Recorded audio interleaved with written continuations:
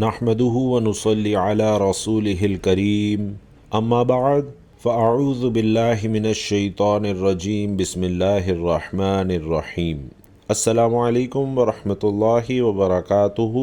حضرت سلیمان علیہ السلام کی یہ دعا روزانہ پڑھنے والا رزق اور مال و دولت کی کمی کا شکار کبھی نہیں ہوگا۔ ناظرین، حضرت سلیمان علیہ السلام کی ایک دعا ہے جو اللہ رب العزت نے قرآن پاک کے اندر ہمیں عطا فرمائی ہے۔ اگر کوئی انسان کوئی بھی منصب، عہدہ یا رزق چاہتا ہے اور ایسا کہ جو آج تک کسی کو نہیں ملا یا بعد میں کسی کو خاص طور پر وہ مقام و منصب نہیں ملے اور اس کو مل جائے، تو اللہ نے وہ دعا ہمیں قرآن پاک میں سکھائی ہے، اور وہ دعا آج میں آپ کو اس ویڈیو میں بتانے جا رہا ہوں۔ حضرت سلیمان علیہ السلام نے وہ دعا کی، اللہ نے ان کو ایسا منصب عطا فرمایا، ایسا اقتدار عطا فرمایا اور ایسی دولت، ایسا رزق عطا فرمایا جو بعد میں قیامت تک کسی کو نصیب نہیں ہوگا۔ حضرت سلیمان علیہ السلام یا دیگر انبیاء کی جو دعائیں قرآن پاک میں ہیں، اگر ہمیں ان کا صحیح طریقے سے ناظرین ادراک ہو جائے اور ہمیں ان دعاؤں کا پڑھنے کا صحیح انداز آ جائے تو یہ دعائیں ہی ہمارے لیے کافی ہے۔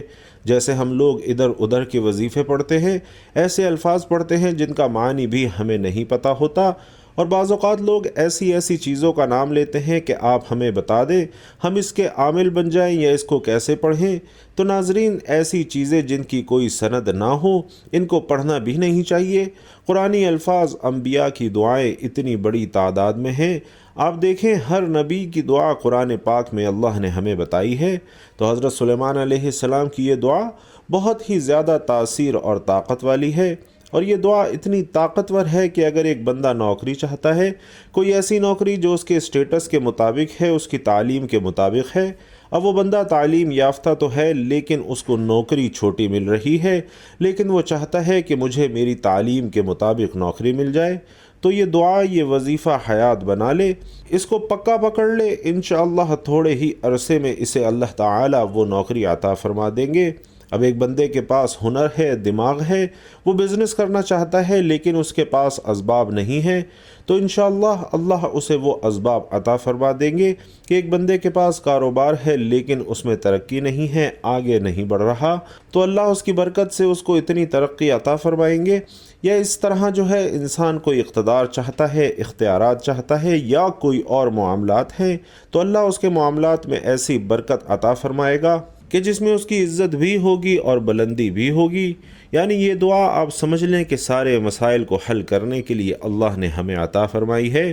یہ امت محمدیہ پر احسانات ہیں کہ اللہ نے کسی نبی کی امت کو اس طرح عظیم دعائیں نہیں دی جو نبیوں نے اللہ سے مانگی اور اللہ تعالیٰ نے انہیں فوراً مقبول فرما کر وہ چیز انہیں عطا فرما دی، گویا وہ اس میں اعظم ہو گیا اور وہ نبیوں کی خاص دعائیں ہو گئی۔ اب آپ جیسے میرے پاس آئے ہیں، مجھے آپ پوچھیں گے ہمیں وہ خاص وظیفہ بتا دیں، بڑے بڑے عامل آتے ہیں، بڑے بڑے لوگ آتے ہیں، اہل علم علامہ بھی کہتے ہیں کہ ہمیں وہ وظیفہ بتا دیں جو آپ خاص طور پہ کرتے ہیں، اور آپ ہر طرف آگے ماشاءاللہ بڑھتے جا رہے ہیں، تو یہ آپ ہمیں خاص وظیفہ بتا دیں۔ لوگ ہم سے پوچھنے یا اس طرح کسی اور بزرگ کے پاس جاتے ہیں، ان سے پوچھنے کے لیے ہر انسان تگ و دو میں رہتا ہے۔ ناظرین، اللہ کا قرآن کھولیں، آپ کو کائنات کی سب سے عظیم ہستیاں انبیاء علیہم الصلاۃ والسلام کی دعائیں مل جائیں گی، لیکن اصل میں کمزوری کہاں پر ہے کہ ہم قرآن پاک پر غور نہیں کرتے۔ اللہ قرآن پاک میں کہتا ہے کہ تم قرآن میں تدبر کیوں نہیں کرتے؟ اب یہ قرآن پاک ایسی تدبر والی چیز ہے کہ اگر آپ ساری زندگی قرآن پاک کے علم پر مہارت حاصل کر لیں تو امام راضی رحمۃ اللہ علیہ جیسا بندہ جو تفسیر کا ایک بہت بڑا پہاڑ ہے، اللہ نے مہارت دی ہے، وہ اتنی کتابیں لکھ دیں تفسیر پہ، لیکن آپ فرماتے ہیں کہ میں جب قرآن کھولتا ہوں مجھے نیا علم نکل آتا ہے، نئی چیز مجھے مل جاتی ہے، تو آپ اور میں تو جانتے ہی کچھ نہیں ہیں، ہمیں تو ناظرین آتا ہی کچھ نہیں ہے، تو ہم قرآن کھولتے بھی نہیں ہیں کہ ہمیں قرآن سے کوئی فہم حاصل ہو جائے۔ الحمدللہ میں نے اسی لیے قرآن پاک کی آیات اور ان کا ترجمہ اور اس کا وظیفہ یہ الحمدللہ بتانا شروع کیا، اور ہم اس پر مضبوطی سے کاربند ہوئے کہ صرف لوگوں کو اللہ کے قرآن سے جوڑنا ہے، قرآن کا فہم حاصل کرنا ہے۔ اس قرآن فہمی کا یہ فائدہ ہوا کہ اب بہت بڑا طبقہ ہے جو لاکھوں کی تعداد میں ہے، جو قرآن پاک سے جڑ گیا ہے اور قرآن پاک کے ترجمے کو سمجھنا شروع ہو گیا ہے۔ اب آپ دیکھیے، یہ ایک دعا ہے جو حضرت سلیمان علیہ السلام کی دعا ہے، اور ایک آیت جو بندہ سیکھ لیتا ہے بخاری شریف کی حدیث ہے، اللہ تعالیٰ اس کو 1000 نوافل کا ثواب عطا فرماتے ہیں۔ تو ناظرین، یہ ایک چھوٹی سی آیت ہے، دعا اتنی مضبوط ہے کہ یہ دعا پڑھنے والا کبھی محروم ہی نہیں ہوتا۔ آپ اس کو اگر یقین کے ساتھ پڑھیں گے، اور دو چیزیں لازمی ہیں، ایک یقین ہو جو چیز آپ پڑھ رہے ہیں کہ میرا اس سے کام ہو جائے گا، اور دوسرا یقین ہو کہ جس کی بات ہے وہ سچا ہے، اس پہ مجھے بہت اعتماد ہے۔ تو اب یہ بات کس کی ہو رہی ہے؟ ناظرین، اللہ کی بات ہو رہی ہے کہ آپ کا اللہ پر یقین مضبوط ہونا چاہیے، دوسرا کلام اللہ پہ یقین مضبوط ہونا چاہیے کہ میرا مسئلہ اس سے حل ہوگا، انشاءاللہ آپ کا کام فوراً ہو جائے گا۔ جب آپ دونوں چیزوں میں ڈاواں ڈول ہوں گے، آپ دیکھیں بت کے آگے جا کر ہندو مانگتا ہے، اس کا بھی کام ہو جاتا ہے۔ کیوں؟ کرتا کون ہے؟ اللہ ہی کرتا ہے، لیکن چونکہ اس کا یقین ہوتا ہے کہ یہ بت کرے گا۔ آپ کسی باطل کے پاس، کسی بدعتی کے پاس، کسی غلط عقیدے والے کے پاس جاتے ہیں، آپ کہتے ہیں جی میرا یہ کام ہو گیا۔ اصل میں اللہ فرماتا ہے، اور حدیث قدسی ہے، کہ میں بندے کے گمان کے مطابق فیصلہ کرتا ہوں۔ وہ کہتا ہے کہ میرا زمین سے مسئلہ حل ہوگا، زمین سے مسئلہ حل ہو جاتا ہے۔ وہ کہتا ہے میرا فلاں کافر سے مسئلہ حل ہوگا، مسئلہ وہاں سے حل ہو جاتا ہے، لیکن اس کی سوچ اور فکر اس کا عقیدہ آخرت خراب کر دیتی ہے، اس کی آخرت برباد ہو جاتی ہے۔ تو اس لیے یاد رکھیے کہ آپ یقین اس پہ یہ رکھ کر پڑھیں۔ ناظرین، حضرت سلیمان علیہ السلام سے ایک مرتبہ یہ ہوا کہ انہوں نے کسی مسئلے میں انشاءاللہ نہیں بولا، تو اس پر ان کو جو تھوڑی سی افسوس ہوا کہ میں نے بہت بڑا گناہ کر دیا ہے، اب آپ اور میں انشاءاللہ بولے ہی نہ۔ ہمارے تو ذہنوں میں نہیں ہوتا، ہمارے جو چھوٹے چھوٹے گناہ ہیں، وہ جو اللہ کی برگزیدہ ہستیاں ہیں، ان کے نزدیک وہ بڑے گناہ ہوتے ہیں۔ حضرت سلیمان علیہ السلام اللہ کے برگزیدہ نبی اور حضرت داؤد علیہ السلام کے فرزند ارجمند ہیں۔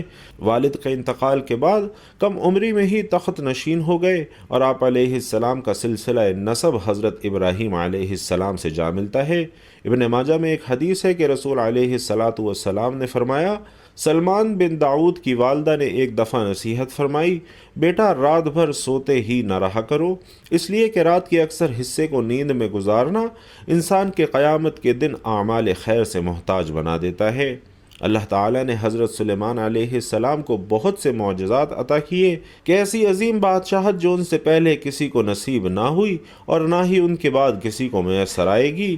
انسانوں کے علاوہ جنوں اور شیاطین کو ان کے تابع کر دیا، ہر طرح کے جانوروں کو نہ صرف آپ علیہ السلام کا فرما بردار کیا، بلکہ ان کی بولیاں سمجھنے اور بولنے کی صلاحیت بھی عطا فرما دی۔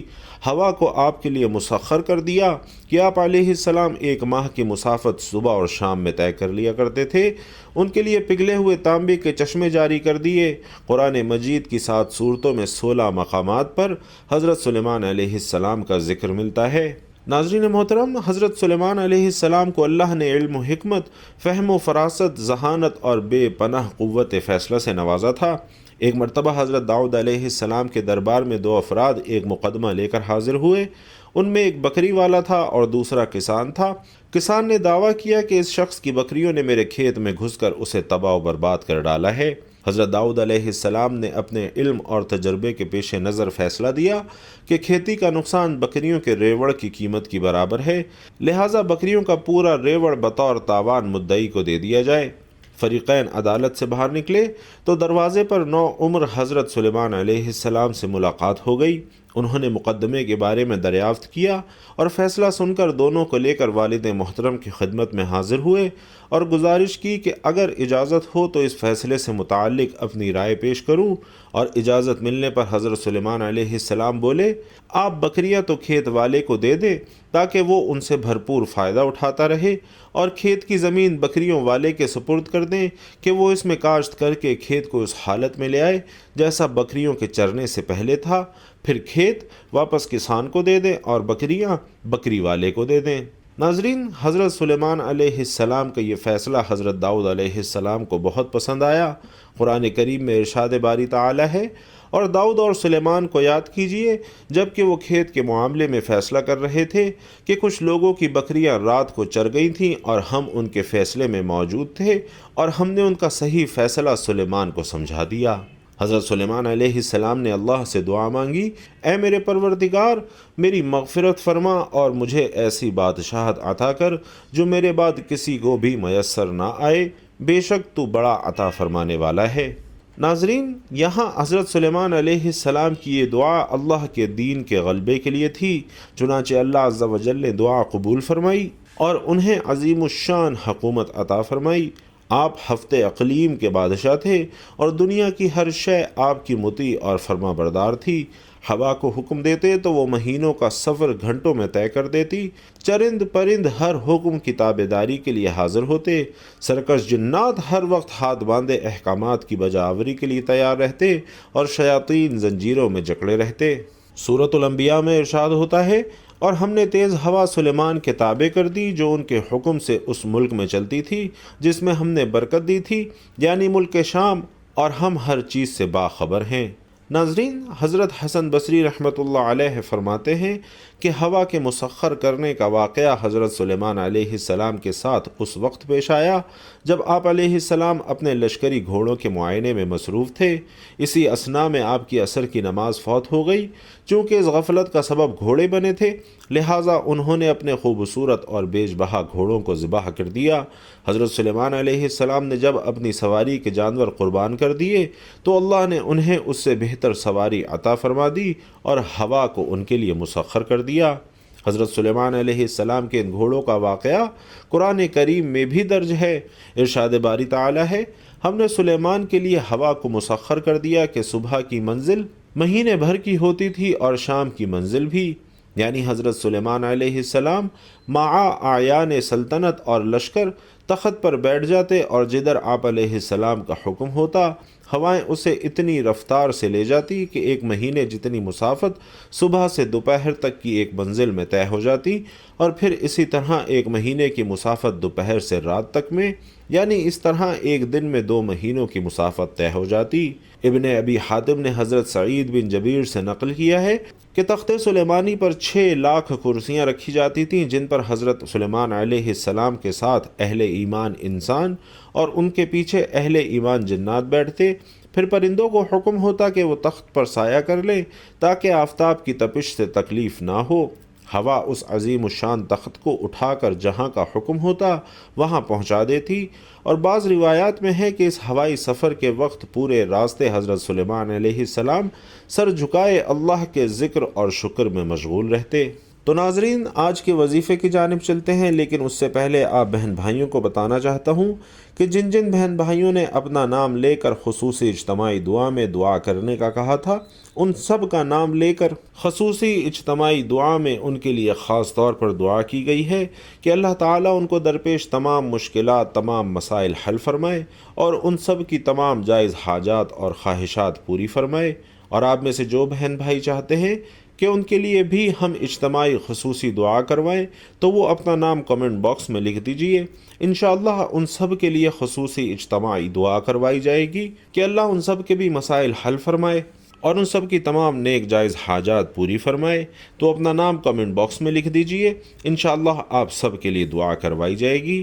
تو ناظرین، اب چلتے ہیں وظیفے کی جانب کہ اگر کوئی بھی شخص امیر ہونا چاہتا ہے تو یہ حضرت سلیمان علیہ السلام کی دعا ایک دن میں ضرور پڑھا کرے، جتنی بار پڑھے وہ دولت کا بادشاہ بن جائے گا۔